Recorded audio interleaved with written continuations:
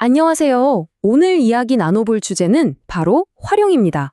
혹시, 나는 왜 가진 게 이것밖에 없을까? 이런 생각 한 번쯤 해보지 않으셨나요? 만약 그랬다면 오늘 이야기가 그 생각을 아마 180도 바꿔놓을지도 모릅니다.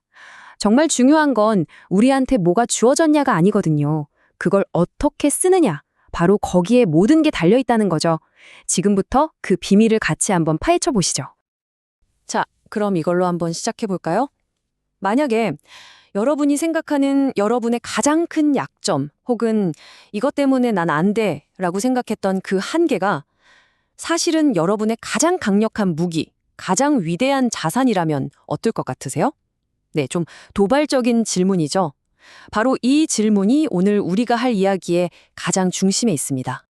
이런 거 한번 상상해 보세요. 똑같은 찰흙 덩어리를 두 사람한테 줬어요. 한 사람은 그냥 네모난 벽돌을 툭 만들어내는데 다른 한 사람은 와, 정말 멋진 예술 작품을 빚어내는 거죠. 재료는 분명 똑같았잖아요. 근데 결과는 하늘과 땅 차이예요. 이게 뭘 의미할까요? 바로 이거예요. 시작점이 우리의 끝을 정하는 게 아니라는 아주 강력한 증거죠. 맞습니다. 바로 이거예요. 오늘 이야기의 핵심. 인생은 말이죠. 우리가 손에 어떤 카드를 쥐고 시작했느냐, 그 게임이 아니에요. 그 카드를 가지고 어떻게 판을 짜고 어떻게 플레이하느냐의 게임인 거죠. 바로 이 활용하는 능력, 이게 우리 삶의 방향키를 쥐고 있는 겁니다. 자, 그럼 이런 생각이 드실 거예요. 알겠어. 근데 그 활용 능력이란 걸 도대체 어떻게 키우는데? 그 첫 번째 단추는요, 바로 우리 머릿속에서 시작됩니다. 일종의 정신적인 대전환이라고 할 수 있죠. 뭐냐면 내가 이미 가지고 있는 것들을 완전히, 정말 완전히 다른 렌즈로 보기 시작하는 거예요. 모든 건 거기서부터 출발합니다.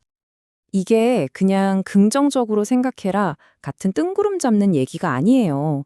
실제로 심리학, 행동과학, 심지어 경제학 같은 여러 분야에서 공통적으로 이야기하는 핵심 원칙이거든요. 중요한 건 입력값이 아니라는 거예요. 우리에게 어떤 일이 일어났느냐 그 자체보다 그걸 우리가 어떻게 해석하고 또 어떻게 출력해내느냐가 결과를 결정한다는 거죠. 가장 대표적인 예가 바로 실패 아닐까요? 우리 대부분은 실패하면 여기까지인가 보다 하고 멈춤 신호로 받아들이잖아요. 끝이라고 생각하죠. 그런데 이 활용의 렌즈를 딱 끼고 보잖아요. 실패는 더 이상 끝이 아니에요. 오히려 다음번 시도를 훨씬 더 성공적으로 만들어줄 세상에서 가장 비싼 데이터가 되는 겁니다. 그럼 제약은 어떨까요? 시간이 부족해, 돈이 없어 하는 것들이요. 보통은 이런 제약을 우리 앞을 가로막는 벽이라고 생각하죠.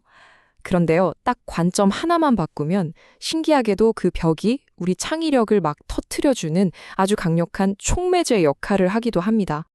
마지막으로 시간을 한번 볼까요? 이건 정말 누구에게나 똑같이 주어지는 자원이잖아요. 그냥 멍하니 한 시간에 흘려보낼 수도 있겠죠?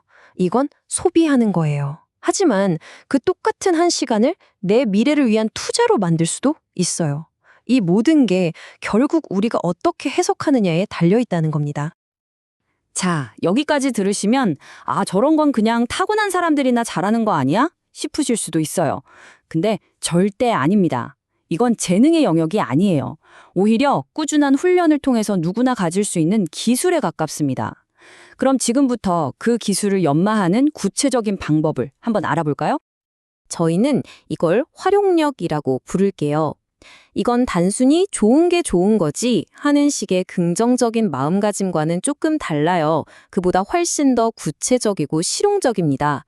관찰하고 다시 해석하고 직접 실행해보고 또 그걸 다른 것과 연결시키는 이 모든 과정을 포함하는 정말로 훈련이 가능한 기술을 말하는 겁니다. 이 활용력을 구성하는 4가지 기둥이 있습니다. 첫째, 내가 가진 게 뭔지 제대로 꿰뚫어보는 관찰. 둘째, 문제라고 생각했던 걸 기회라는 이름으로 바꿔붙이는 재해석. 셋째, 머릿속에만 두지 않고 아주 작게라도 당장 움직여보는 실행. 그리고 마지막 넷째, 이미 있는 조각들을 새롭게 조합해서 완전히 다른 그림을 그려내는 연결. 바로 이 4가지입니다. 특히 마지막 연결에 대해서는 스티브 잡스가 남긴 이 한마디가 모든 걸 설명해 주는 것 같아요. 창의성이란 그저 이것저것을 연결하는 것뿐이다. 맞아요. 뭔가 엄청난 걸 발명하는 게 아니에요. 이미 우리 주변에 흩어져 있는 점들을 발견하고 그걸 남들이 보지 못한 선으로 연결하는 것. 거기서 혁신이 나온다는 거죠. 이런 생각의 힘이 그냥 이론에만 그치는 게 아니라는 걸 역사가 증명하고 있습니다. 정말 상상하기도 힘든 최악의 상황 속에서 이 활용의 힘을 온몸으로 보여준 사람들이 있거든요. 과연 그들은 어떻게 그 모든 걸 이겨냈을까요? 홀로코스트라는 지옥에서 살아남은 정신과 의사 빅터 프랭클의 이 말은 정말 들을 때마다 전율이 느껴집니다. 자극과 반응 사이에는 공간이 있다. 어떤 끔찍한 일이 우리에게 닥치더라도 거기에 어떻게 반응할지 선택하는 아주 작은 공간이 있다는 거예요. 그리고 바로 그 선택의 공간 안에 우리의 성장과 자유가 있다는 거죠. 그 누구도 빼앗을 수 없는 최후의 자유 말입니다. 이건 수천 년 전에도 마찬가지였습니다. 노예로 태어났지만 위대한 스토아 철학자가 된 에픽테투스도 똑같은 말을 했어요. 우리를 괴롭히는 건 사건 그 자체가 아니라 그 사건에 대한 우리의 판단이다라고요. 결국 문제는 밖에 있는 게 아니라 우리 안에 있다는 거죠. 이 생각이 수천 년 동안 수많은 사람들을 절망에서 구해낸 힘이었습니다. 자, 이렇게 이론과 역사를 통해 활용력의 힘을 확인해 봤는데요. 이제 가장 중요한 시간이죠? 이걸 우리 삶에 어떻게 바로 적용해 볼 수 있을지 아주 구체적인 실천 방법들로 넘어가 보겠습니다. 오늘 당장 시작할 수 있는 4가지 활용력 훈련법입니다. 첫째, 내가 가진 것 목록을 한번 쭉 적어보세요. 대단한 거 아니어도 괜찮아요. 내가 아는 지식, 겪었던 경험, 심지어 주변 사람들까지요. 막상 적대 보면 나 가진 게 꽤 많네? 하고 놀라실 거예요. 둘째, 그 목록을 보면서 이렇게 질문해 보세요. 이걸 꼭 이렇게만 써야 하나? 다르게 쓰면 어떨까? 당연한 것에 질문을 던지는 순간 새로운 길이 보입니다. 셋째, 어떤 문제가 딱 생겼을 때 자산화 메모를 써보는 겁니다.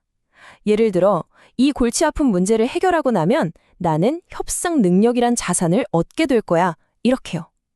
마지막으로 하루에 딱 10분만 작은 실험에 투자해보세요. 늘 하던 일을 다른 방식으로 해본다거나 안 쓰던 도구를 써보는 거죠. 특히 이 자산화 메모는 정말 강력한데요. 생각의 틀을 완전히 바꿔주거든요. 꼭 기억하세요. 지금 나를 괴롭히는 모든 문제는요. 그게 해결되는 바로 그 순간 나만의 특별한 경험이자 누구도 따라할 수 없는 귀한 자산으로 변신합니다. 이 생각 하나만 장착해도 이제 문제를 피하는 게 아니라 오히려 기회로 맞이하게 될 거예요. 결국 인생은 조건의 게임이 아니라 활용의 게임입니다. 여러분이 어떤 패를 들고 시작했는지는 이제 더 이상 중요하지 않아요. 진짜 중요한 건 바로 지금 이 순간부터 내가 손에 쥔 패를 어떻게 활용할 것인가 그 선택에 달려 있습니다. 자, 이제 이 게임에 플레이어로 참여할 준비 되셨습니까?